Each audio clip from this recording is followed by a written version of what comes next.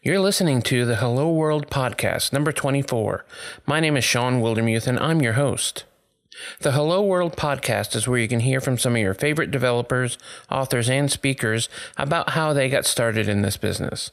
We go way back to their first computer, first code experience, and their first job. Today, I'm really happy to have Fritz on the show. Fritz is a co-founder of Pluralsight, where he serves as Chief Content Officer. He's also the author of the book Essential ASP.NET, published by Addison Wesley, as well as Essential ASP.NET 2.0.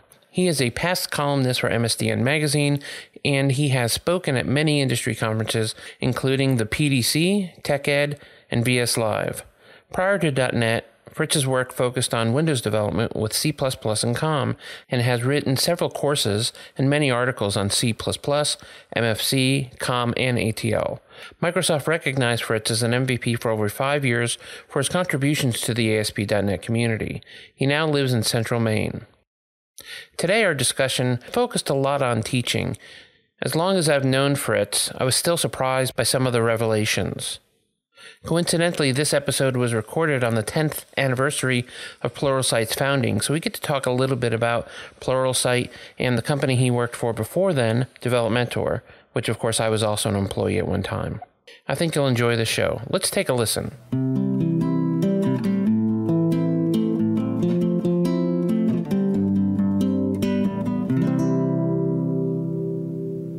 I'm delighted to welcome Fritz Onion to the show. How are you doing? I'm doing well, Sean. Thanks. Are you in Maine these days? I am, yep. I'm up in Central Maine, waiting for spring to arrive here. Still waiting for spring. Wow. I do remember living in the Northeast. Spring's on a Tuesday this year. Is that correct? I think it was supposed to be a month ago, but we still have a bit of ice on the lakes here. Wow. But not enough to skate on. That would be a little hairy. So you've been, in the software game for a long time. How did you get started? Did you have the sort of, computer as a kid that a lot of us did? Or? Yeah. So I got into computers when I was in high school in Farmington, Maine. And it was sort of there are two different machines that I worked on. One was a TRS-80 that we had a lab full of at our high school. Mm-hmm.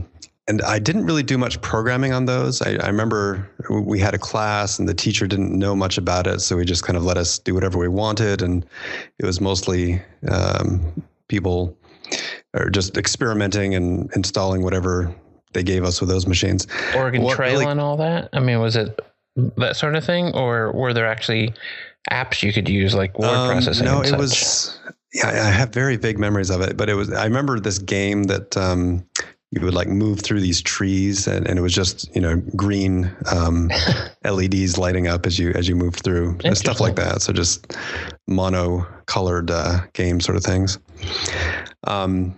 But no, so about the same time, and this was like 1984, the original Macintosh came out, and my dad actually got one of the original Mac 128Ks shortly after they came out. And that's what really caught my attention. So I really didn't do much of the TRS-80 once I started playing with the Macintosh. And then I got into programming on that. So I think it came with a basic, or I can't remember if I installed it, but there was a basic from Dartmouth. I think it was called True Basic, that I just started using to build my own things. And the first thing I built was a text-based adventure game about going to a fair. And you could, choose to go on rides and eat candy and stuff like that. How old were you? I was a sophomore in high school. Oh, okay. Yeah, so 16-ish. Yeah, 15, 16.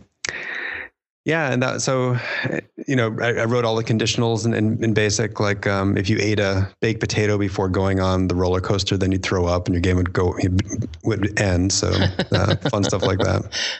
But a text adventure in the vein of a Zork, exactly. Or one of those, yeah, right? So I'd played those on, or I was familiar with those somehow. I can't remember exactly how I got familiar with those.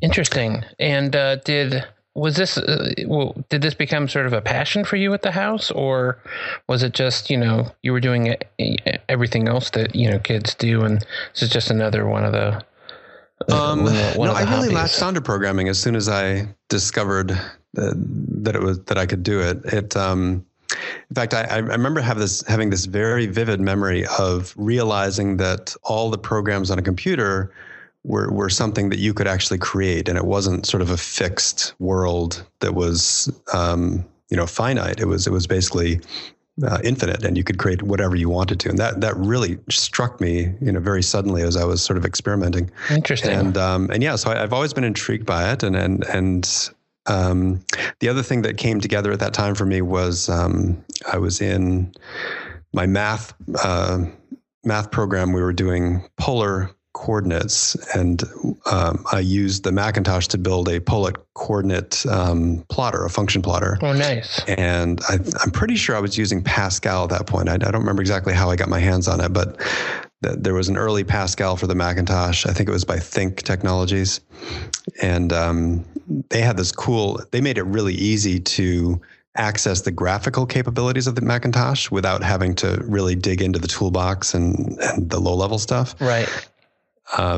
So I built all these things using that. And I distinctly remember that I had to bring in my computer to the school to show the computer teacher my projects because they didn't have anything they could run it on. And I didn't want to work on those TRS-80 disks because they were so boring in comparison. Right. Especially those days, it seemed like the sports car of the computer world. It was mind-blowing to watch the graphics on that, even though today it's paltry by comparison. And you could do that because the original Mac was that, sort of one unit little handle on the top. I had a little carrying case for it, actually. It looked really? like one of those padded kind of lunchbox things that fit very snugly around it, and you just slide it down in and put it over your shoulder and carry it. Oh, that's interesting. And that tiny screen, which, is probably why we both wear glasses these days. Yeah. 320 by 240, I think. Yeah. Yeah. Yeah. And so did that continue into college, or did you start work when you finished high school? Yeah. Or how did that happen? I went to college and my intent was to study astrophysics. And shooting low as usual. And my first year, I ended up taking Computer Science 50. This is at Harvard, and that's sort of their entry-level computer science course. It still is today, actually. I was just talking to someone the other day about it. And I was doing that, and I was also doing this astrophysics freshman seminar with John Huckra, who's a pretty well-known astrophysicist. He studies galaxies and did a lot of work on plotting galaxies. And I really enjoyed doing the astrophysics stuff and sort of working with him on we were doing some surveys of galaxies. But at the same time, I realized as I was writing software in the CS50 course that I really enjoyed that much more. It was, that again, back to that concept of being in full control of this machine that has this infinite capability and that you can actually, do whatever you want to on was really intriguing. Whereas the galaxy stuff was honestly a little bit mundane. It was, plotting coordinates and these little tiny blips on our databases and the computer science stuff. It was the project that they sort of used as a weeding project was you had to write a Lisp interpreter in C. Wow. And so they really threw you in, both feet into the fire and said, if you're going to be in this field, you better be able to understand how things work. So that was another really eye-opening thing for me is once I understood how to build a language that, processed commands from a human, I sort of saw the whole picture of how things fit together. Wow. Do you think you were drawn towards the programming as well because it was a bit more pragmatic or hands-on than absolutely theoretical? Yeah, I sort of had it in my mind that I wanted to get into a field that there was plenty of exploration left to do. Oh, right. And that's why I chose astrophysics, because I knew we didn't know a lot about outer space yet. Sure. Little did I know that we didn't know a lot about anything really. So I could have chosen pretty much anything. Except plumbing. But yeah, I think that we was knew a lot about big plumbing then. Yeah. Yeah, I really did like the practical aspect and creating something that you could immediately use and you could apply in everyday life. So did that force you to change your major at that point, or how did that work? It did. I don't think we'd actually declared majors yet. So okay. I think it was sophomore year that you declared a major. So by the time I got to sophomore year, I'd already decided that I was not going to go the physics route. And yeah, I just went ahead with a computer science degree. It was actually a really interesting time to be working in computer science at Harvard in particular, as they just had a version of the thinking machine installed in the computer lab. Oh, really? And this was a 1,000-node CPU machine with a MIMD architecture, so you could have multiple instruction, multiple data, and it let you. It was a C-based interface, but then there were these special commands that you could issue to tell it to which instruction stream to run on which node. Wow! And then you set up this communication mechanism across all the nodes on the machine. But the coolest part was, as you're programming this thing and you ran your program, you could see this black cube in the lab, and it would light up a little red light every time an individual CPU was being utilized. So people would write programs just to make pretty, images show up on the LEDs. It was pretty cool. But yeah, so for my senior thesis, I wrote a programming language called PMCML, for Parallel Monte Carlo Modeling Language. Wow. Which was just an extension of C. I based it on the GNU C compiler and added some ability, language syntax to perform parallel simulations of Monte Carlo, method. So you could analyze a neutron being flung against a piece of metal and all the potential interactions and look at the results on the other side. Wow. I'm very impressed. I mean, I wasn't before, but now. Didn't really take off, but it was fun to work on. So did you imagine you would be someone that would, help build languages and sort of on that foundational part of computer science? Or did you envision that you would end up, being more of a developer on teams and such? Harvard education makes some assumptions. I was always drawn towards programming languages and what could we do to make them better and more efficient and so I was definitely going that direction. After school, I decided I wanted real world experience though, so I took a job with Oracle out in San Francisco, and I worked on SQL Forms. They had this interface to their database that you built UIs on top of, and I was on the SQL Forms team, building a little feature called Flex Fields that I was ultimately responsible for. And then I deferred graduate school. So I was planning to go to graduate school for programming languages with this professor at UC Irvine. Oh, nice. Alexandra Nicolau, who knew the professor that I was working with at Harvard, Thomas Cheatham. And he knew that he was working on, parallel language constructs, which is sort of what I was intrigued by. So I deferred admission to that. I worked at Oracle for about a year and a half, and then I went back and worked on my doctorate at UC Irvine under Nicolau. Never quite getting the doctorate part, but I stayed there working on it for a while. That's not uncommon. No. And so how did you transition from working on languages, because I know you more as a book author and obviously one of the principals at Pluralsight. How does that transition get made? In grad school, I was working on language.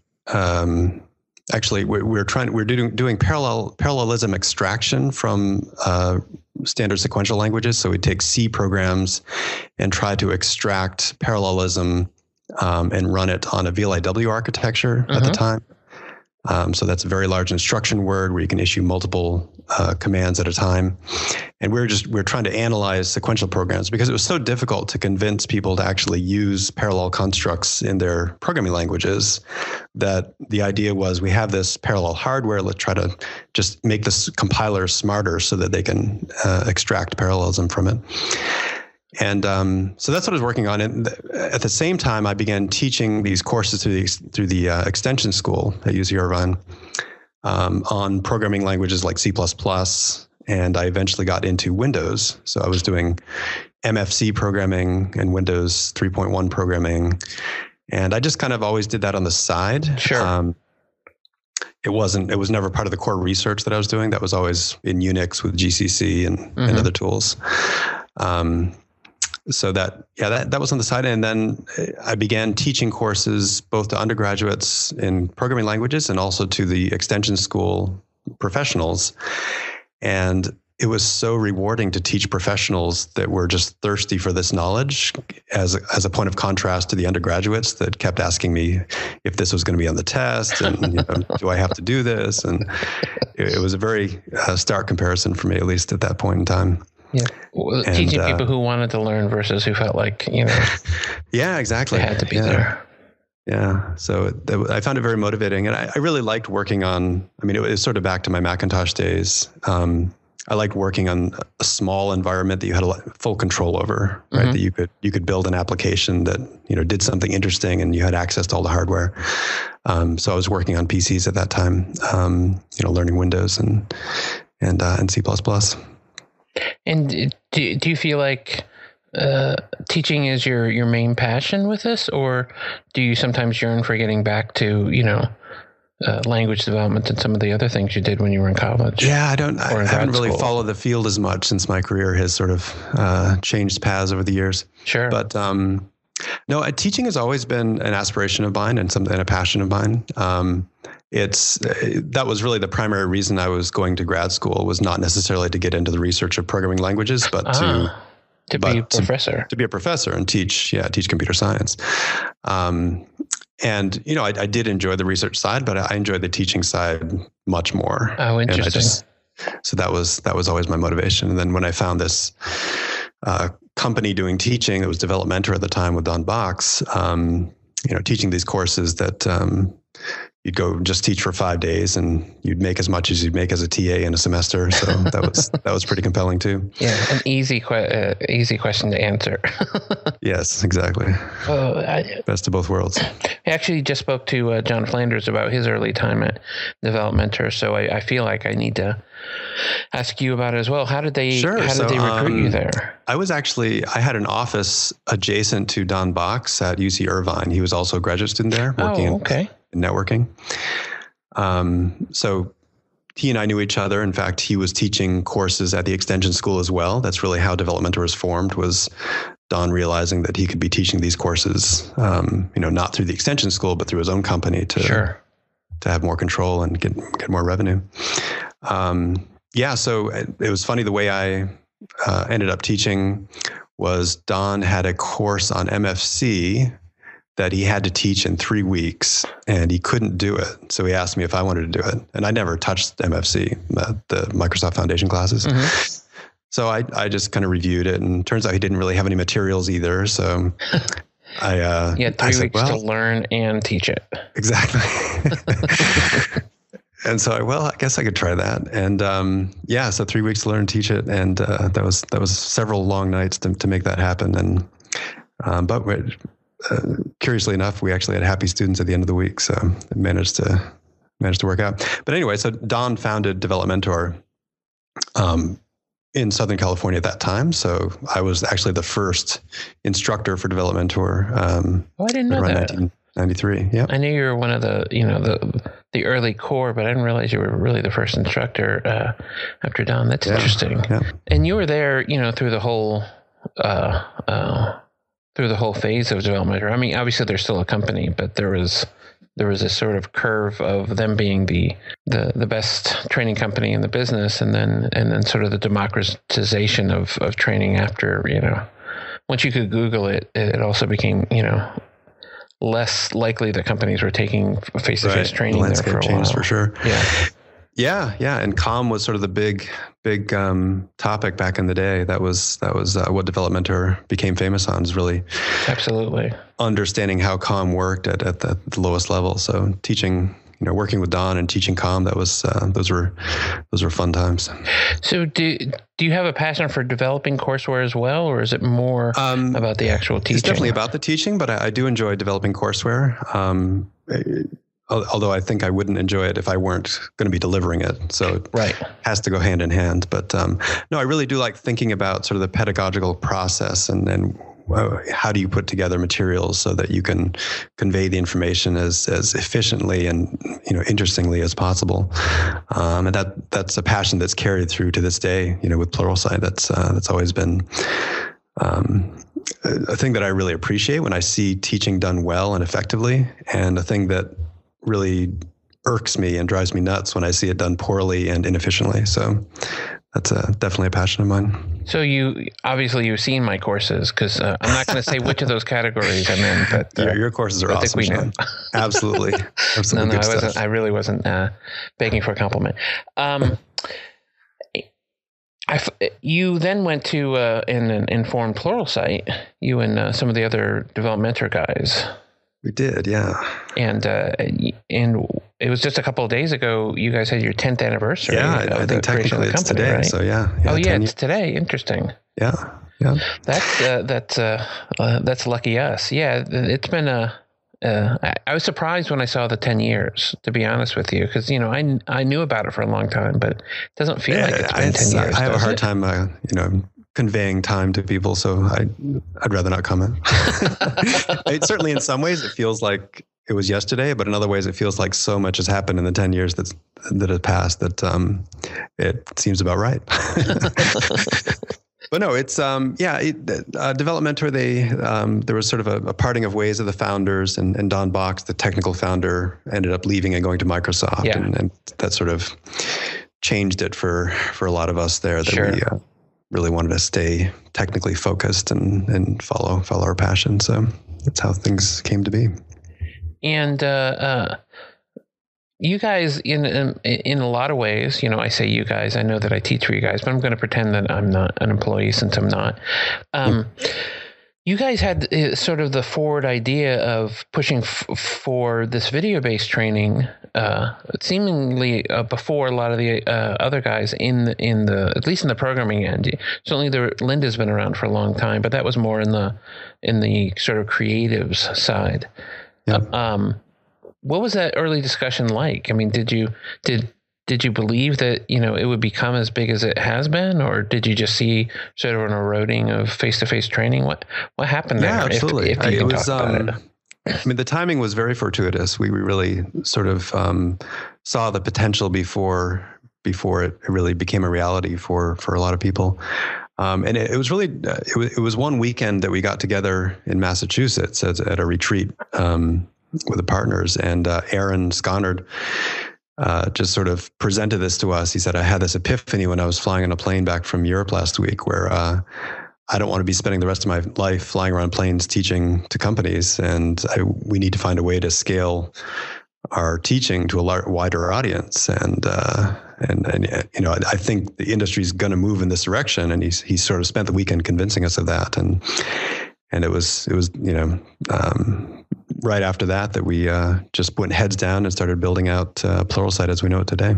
That's really interesting. You guys approached me early on, and I did not believe, because I was doing a lot of Silverlight training at the time, and I was like, taking time out from face-to-face training, this is, that's crazy. There's no way this will be big enough. I remember having an early conversation with Aaron when he happened to be in Atlanta, and I was just thoroughly unconvinced. As anyone who's looked at the past of my career has known, I rarely know a good thing when it pops up.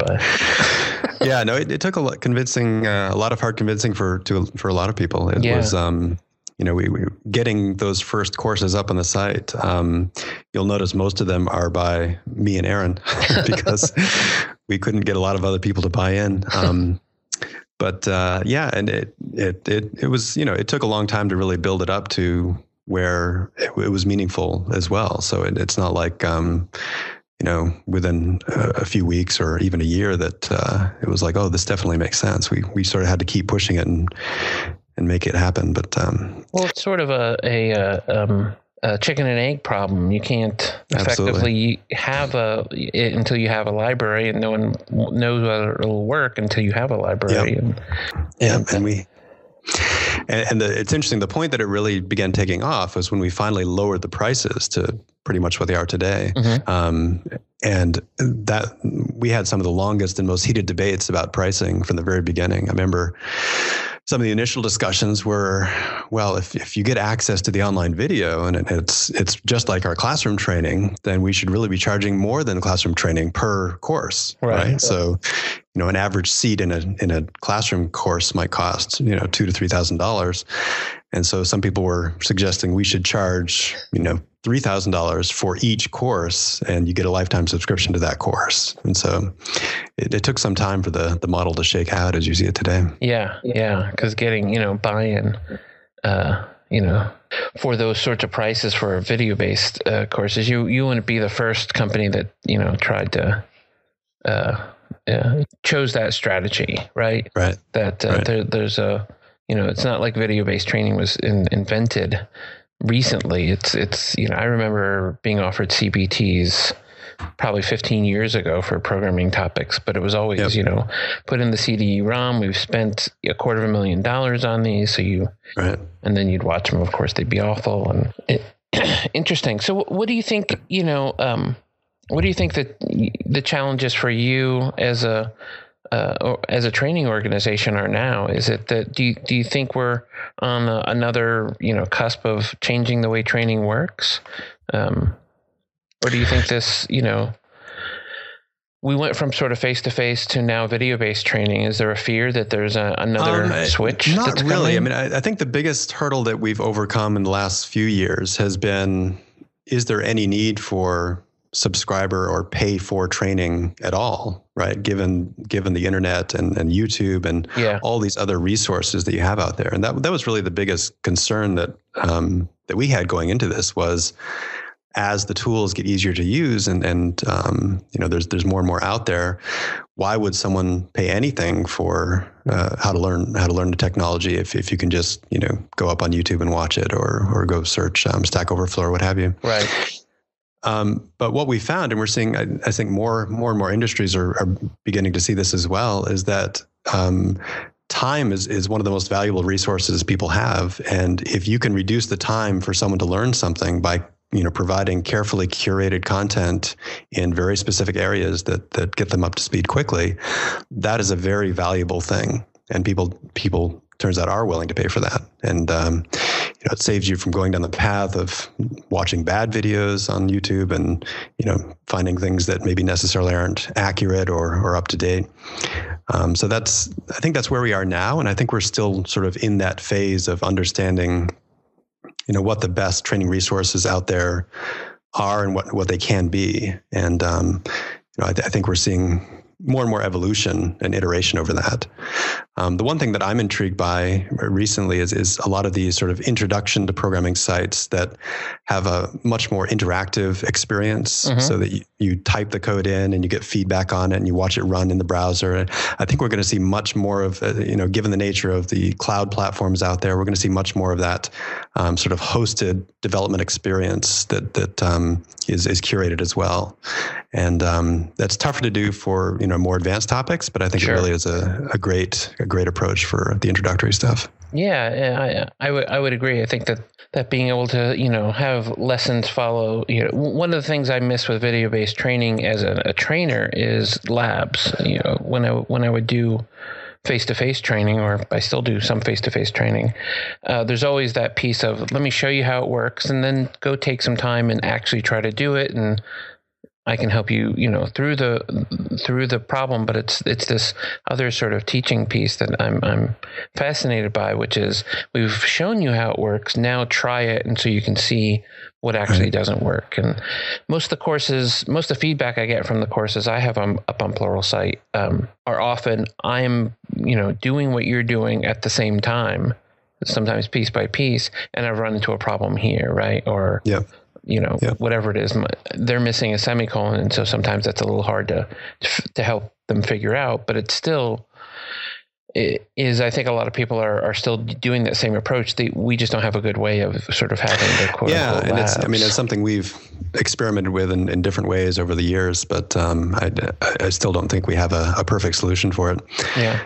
And it also is important that we're not just striving to create the ultimate training experience. We're trying to create an experience where the best technical people in the field feel that they have the time and energy to contribute to this, collection of courses and knowledge that we have. So you also don't want to make it so prohibitive to have someone create a course for the environment that they just won't bother doing it. So it's an interesting balance to strike. Yeah, that certainly makes a lot of sense. So do you think, is this where you thought you'd end up when you were a sophomore at Harvard and changing into computer science? I mean, is this are you exactly where you envisioned? Other than being no, certainly not. I'm pretty far away from where I'd envisioned, but I think most of us have things that change when the world is not exactly what you expected. Of course. Yeah, I've always hoped to be in education, so I think I'm square on in that aspect. And I'm really just excited to be, sort of at the forefront of technology learning, where we are today. So I have no regrets or hesitations about where I am, but it's definitely not where I expected to be. And I expected to be lecturing with a piece of chalk in my hand in a university somewhere. Sure, that makes sense. I do have I wanted to ask about one other thing that, I've known you for a while, and one of the things I think about when your name comes up is your guitar playing. And has there always been this disconnection between the way you play guitar and computers? I mean, did you ever go down sort of the MIDI route or any of that stuff that a lot of musicians because developers I play do? 16th century classical guitar, which is pretty much as far away as you can get from the electric stuff. Pretty close. I have dabbled in MIDI, but it is something I really enjoy as a point of contrast in my life. Is to have something like just a classical guitar, which is no amplification, and the sound is completely acoustic. I really don't like the sound of the electric guitar as much. Or the natural sound is something that really appeals to me. Sure. And also just kind of switching all the electronics off and just being in the music with the instrument is something that I find very very relaxing and very centering, I guess. It's a good contrast for me to. It's a way to switch off and recharge, as it were. Interesting. Yeah, I've talked to a few people about this, and there's sort of a whole range of different opinions about this. Some are very, they have 12 keyboards and all this MIDI, and then some are more like, I think you and I have some similar feelings about that. Is I don't want any part of it to be, I don't want a computer attached to it at all. I just want, even a drum machine is evil in some ways in my brain. Right. Yeah. And I mean, I don't have anything against it really. It's and I enjoy music produced, with electronics for sure.